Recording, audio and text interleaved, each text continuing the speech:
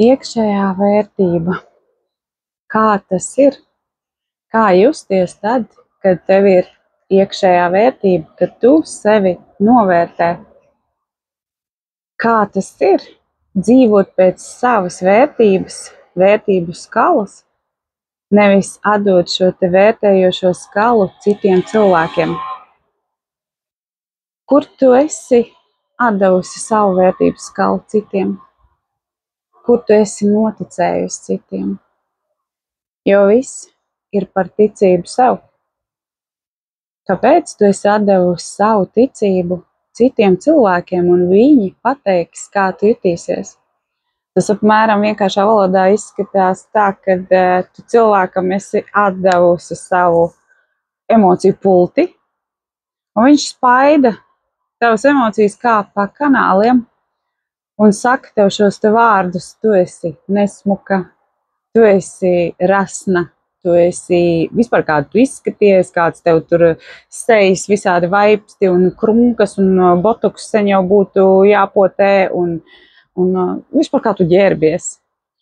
Tu esi atdevusi šo te pulti tam cilvēkam, kas tev to saka, un tu saskumsti, jo tu viņam arī notici šim cilvēkam.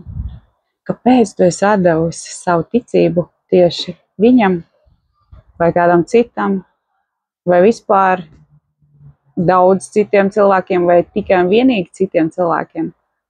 Kāpēc tu pati neredzi to, ka ar tevi viss ir kārtībā? Ar tevi var būt viss kārtībā, un tu esi labāka katru dienu, kā bija vakar. Kāpēc to ir tik grūti redzēt un tam noticēt?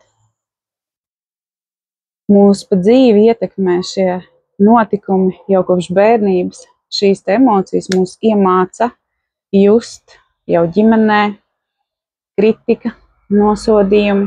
Kaut kur tas ir sācies, un kaut kur tu savu emociju pultiņu esi atdevusi kādam citam cilvēkam.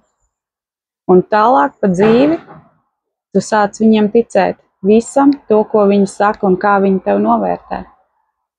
To var izmainīt. Tu vari sev noticēt, tu vari paskatīties spogulī un sajust, ka tu jau esi uzvarētāja, jau piedzimstot.